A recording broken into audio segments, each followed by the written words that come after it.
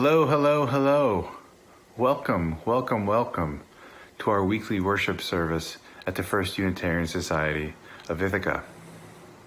No matter where you find yourselves physically and spiritually these days, here you will find us reaching for connections with the known and the unknown, finding inspiration with one another and out in the world, and engaging the issues that confront us during this complex and uncertain time. My name is David Solomon, and I am your celebration associate today. I want to offer you a hearty and humble thank you for joining us this Sunday, or whatever day you happen to be watching this. Greetings to everyone, to newcomers, to longtime attendees, to those of you in the Ithaca community, and those of you watching from far away. We are so glad that you have joined us right now.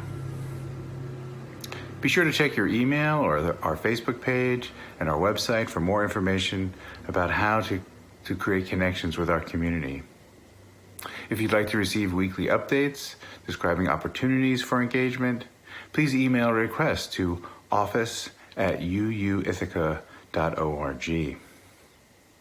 Our service this morning has been pre-recorded, but we look forward to sharing the service broadcast on Sunday morning and seeing you at the live coffee hour that follows. Again, welcome to this special and sacred space. Come into this place of peace and let its silence heal your spirit. Come into this place of memory and let its history warm your soul. Come into this place of prophecy and power and let its vision change your heart.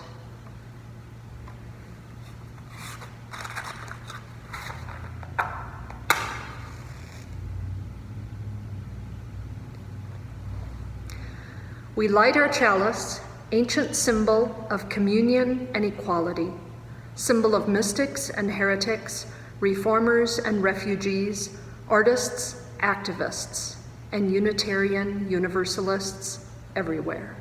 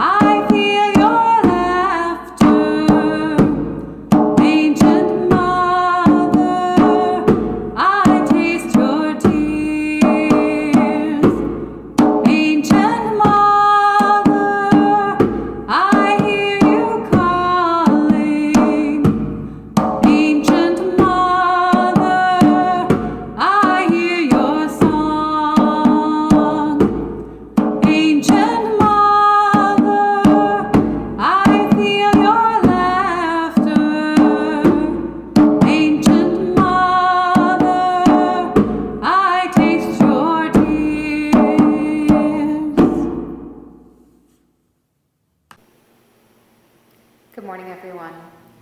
I'm always so glad to be here with you each Sunday. Even though I can't see your faces smiling back at me, being here in the sanctuary helps me to feel connected to this community. It's time to go and grab your envelope marked 10/11, or October 11th. It should look like this. Let's open it up. What did you find inside? A Band-Aid. What does a Band-Aid have to do with listening? Let's open them up together and take a look at them. It looks like a pretty normal Band-Aid. No superheroes or cartoon characters like some of you may have at home, but a pretty unremarkable Band-Aid. What color would you call this Band-Aid?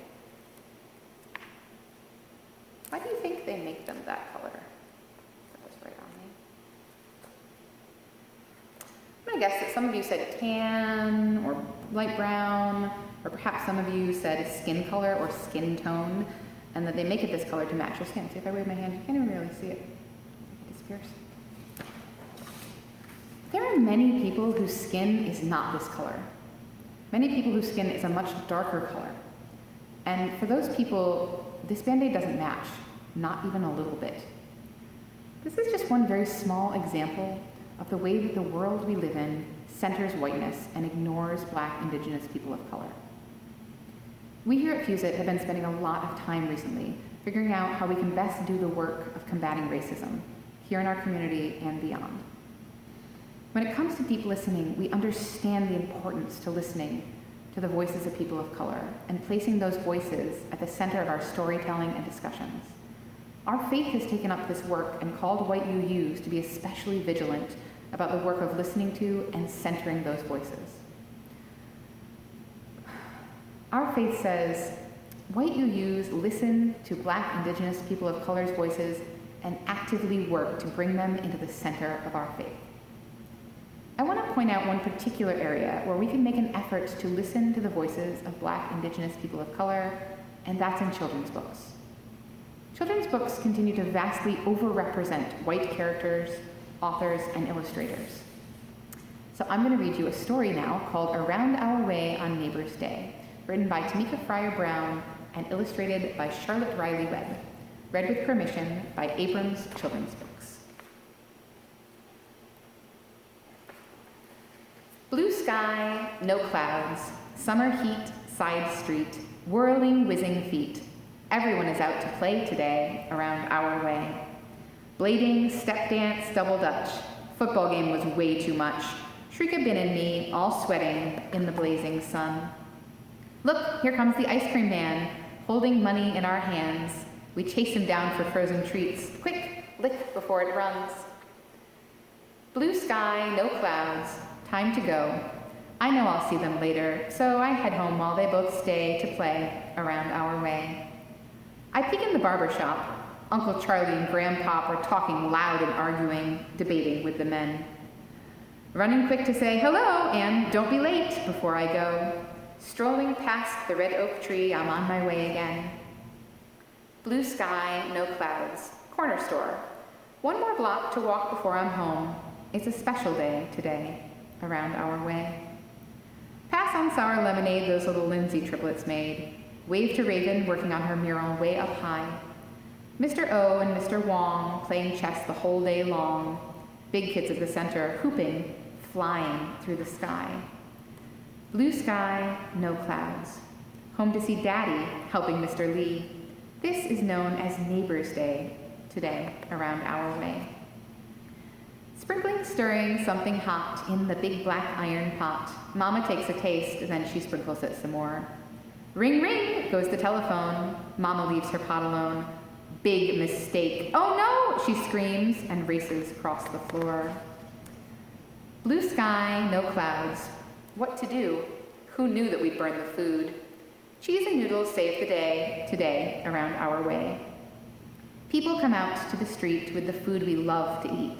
Tante Elisa's gumbo, Mr. Junior's oxtail stew, Miss Consuelo's rice and beans, Granny's spicy collard greens, Mama's mac and cheese, and grilled lime chicken from Ms. Fu. Blue sky, no clouds. No one stares or cares that loud music blares. Hustle, bustle, salsa sway, wild day around our way. Great big bubbles ride the breeze, trikes and bikes and skinned up knees, dominoes, bid whist, and spades. No talking across the board. Down the double line we dance, thumping rhythms.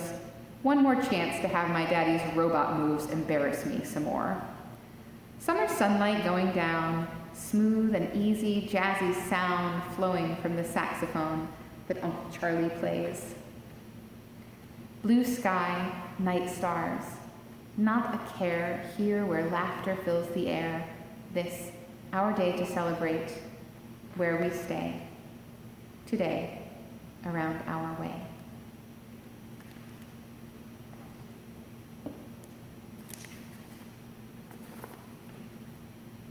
Did you like the story? I did too. How do you think it would feel to only very rarely see people who looked like you in the books that you read? As a white person in this country, I don't know how that feels. Books, TV shows, politicians, models in magazines, I see people who look like me all the time. But I can imagine that it would feel hard, and it could make it hard to see yourself in the world around you, and it could feel like you don't matter. Our faith is working hard to listen deeply to people of color.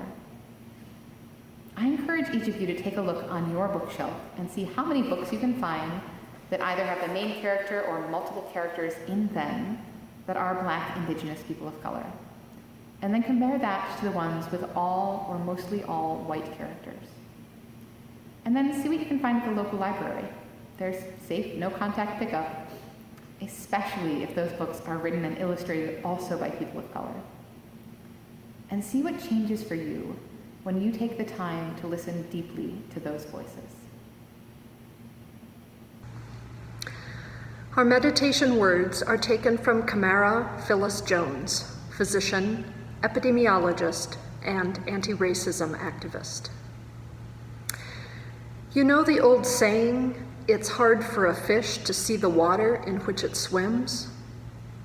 In the United States, we are all swimming through a polluted ocean. More of us are starting to see the icebergs and reefs that structure our watery landscape, but we have been slower to see the water. And we need to see both, because it is the very murkiness of this water in which we swim that makes it hard for us to see the structures that harm and divide us. We are swimming in an ocean of racism, in a system that structures opportunities and assigns values based on the social interpretation of how one looks, which is what we call race. This unfairly disadvantages some individuals and communities, and unfairly advantages others, and saps the strength of the whole society through a waste of human resources.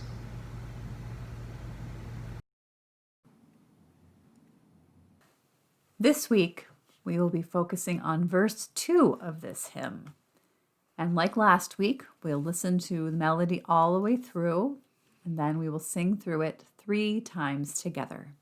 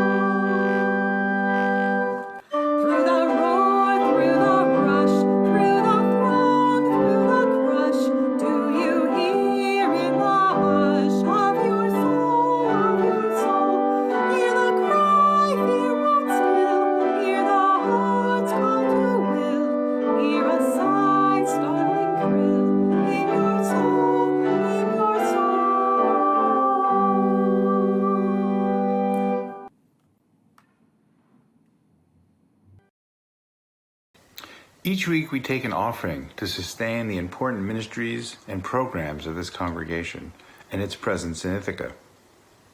May these gifts bring about connection, inspiration, and engagement.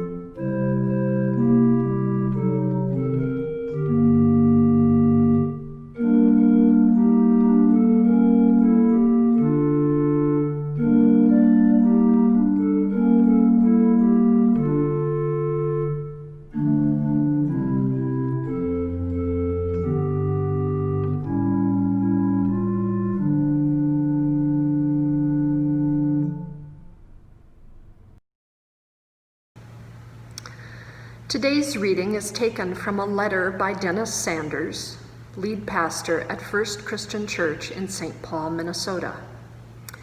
He wrote to his congregation on June 3rd this year, and the letter is entitled, "To the Church at Lake Wobegon."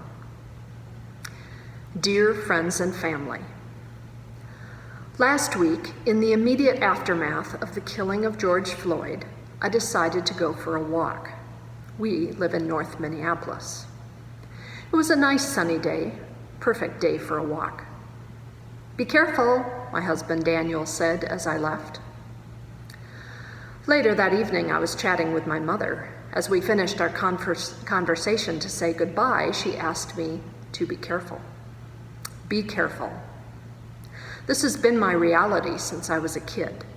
My parents were telling me to be careful ever since I was a teen. Growing up in the 1980s Michigan, my parents were always concerned about me. Not that I was doing something reckless, but because I was a young black man. Even now, when I'm 50 years old, some loved one is always telling me to be careful. This is how African American men and African American women have to live. Reverend Sanders then recounts events surrounding the death of George Floyd and continues. What is most upsetting and frightening is that it could have been me. It could be me. George Floyd is only a few years younger than I am, and I pray that it never happens, but it is not out of the realm of possibility. And then there were the riots. It's no surprise to African Americans and other people of color that Minnesota is not an idyllic place. Racial disparities are among the highest in the nation.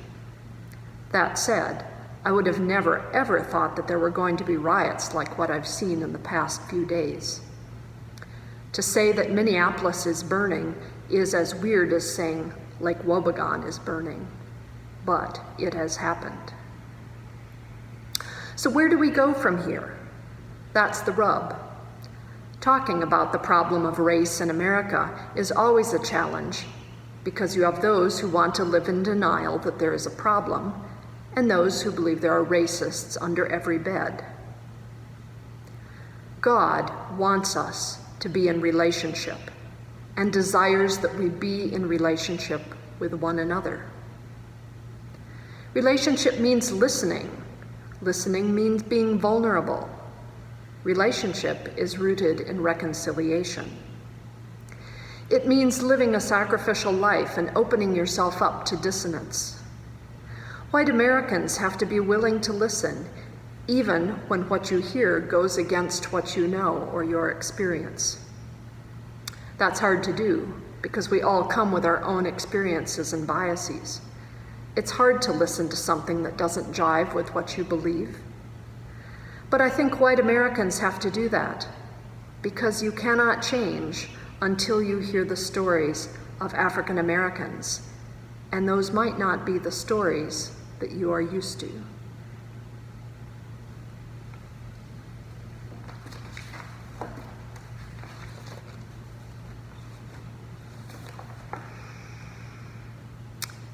This summer, I have started to think more intentionally about the place of racism in my life.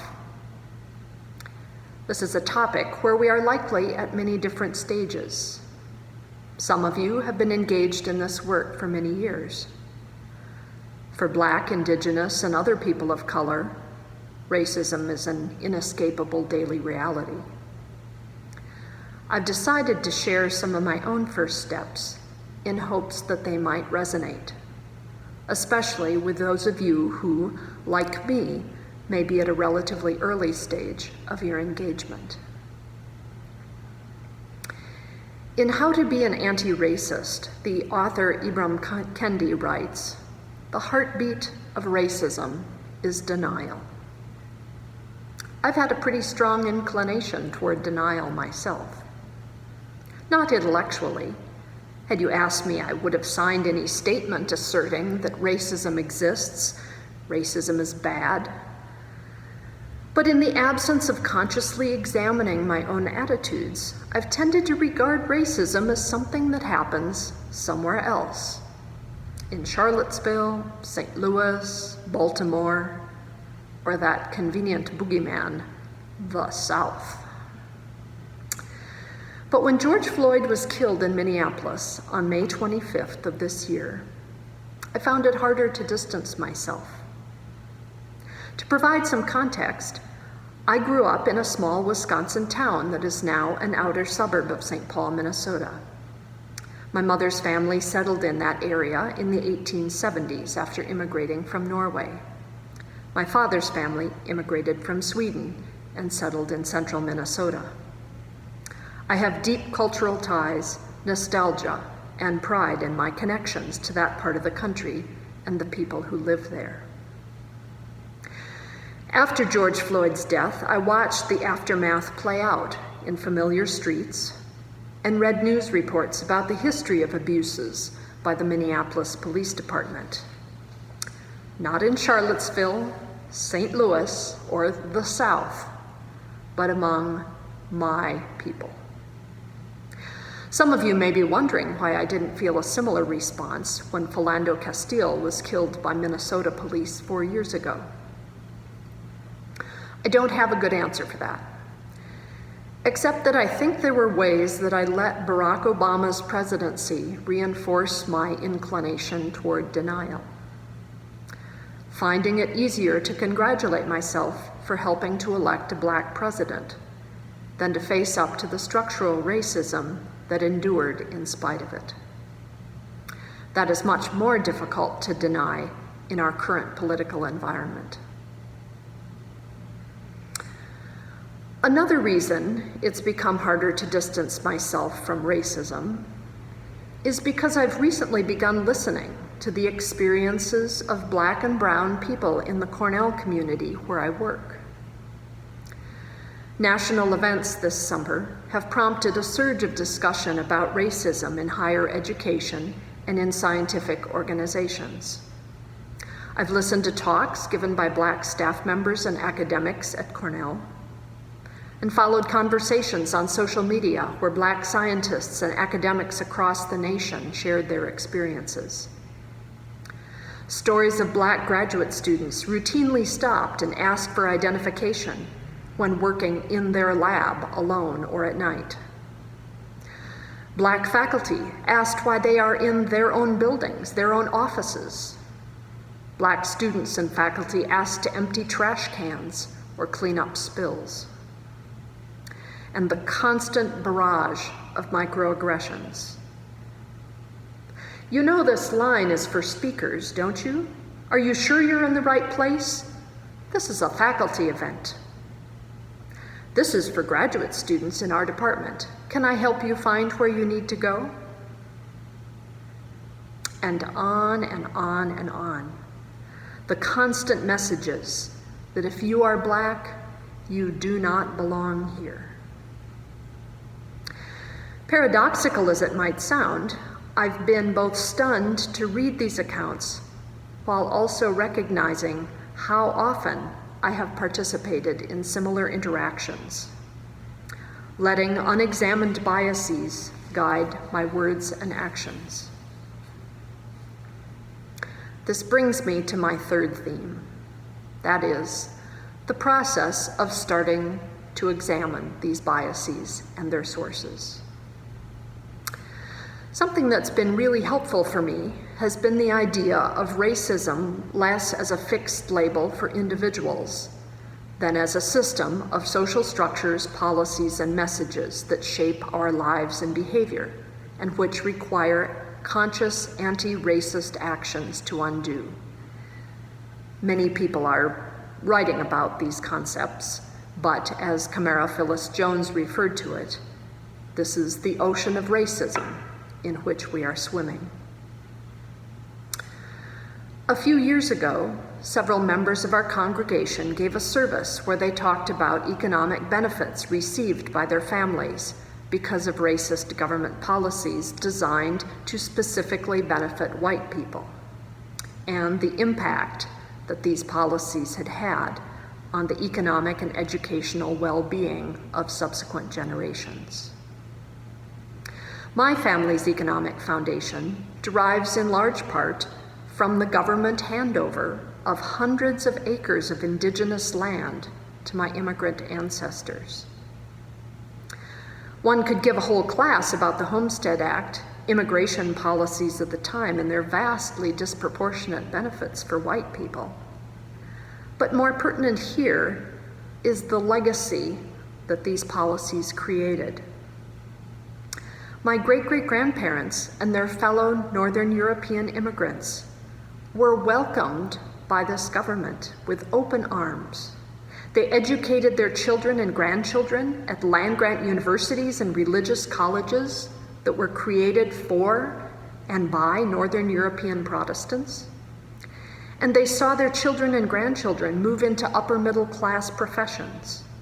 In short, the immigrants and their descendants created and perpetuated a society where they belonged and where others did not. This worldview, along with the unearned economic and educational advantages granted to white people, is part of my inheritance. I've been reminded of some memories from childhood, lying on the floor drawing while Mom talked with her friends, listening to their offhand references to the local realtors who took properties off the market if a black family was looking for a house in our town. About the little black girl 2 years younger than myself. She had been adopted by a local white family, but was so bullied at school that the family sold their house and moved to the city. Mom used her disapproving voice in these conversations. She would have disapproved also had I repeated the racist version of "eeny, meeny, miny, moe" that I heard at school. After all, she prided herself on being of a better class of people than many others in our hometown. Nevertheless, in the absence of clear anti-racist messages, I was socialized early on in the worldview that some people belong in our spaces and others do not.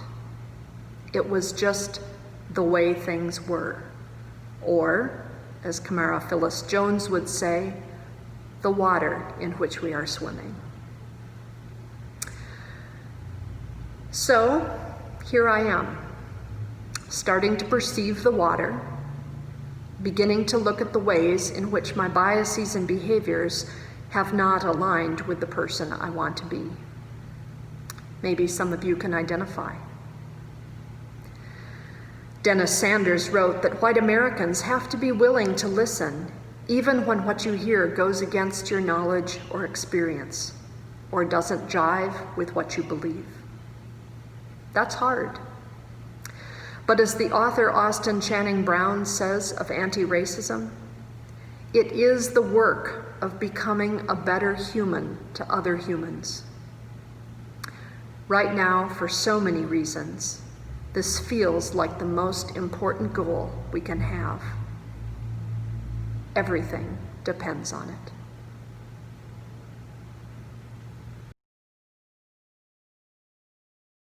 For our closing hymn today, We are going to be singing Open My Heart out of the Teal hymnal. This song can be sung as a round with 4 parts. We will start by listening to the melody through once. We will sing it all together through twice. And then I invite you to either continue singing that first line or jump in another line and we can sing in duet together.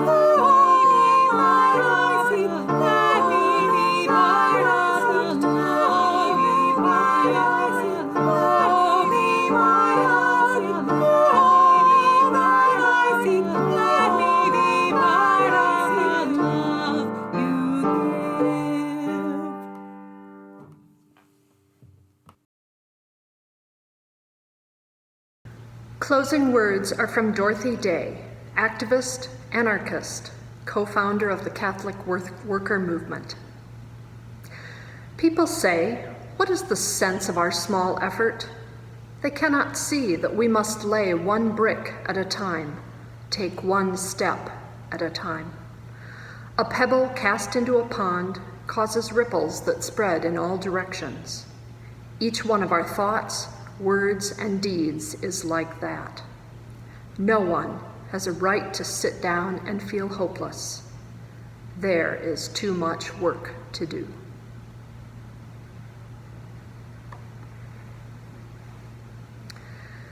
We extinguish this flame, but not the light of truth, the warmth of community, or the fire of commitment. These we carry in our hearts until we are together again.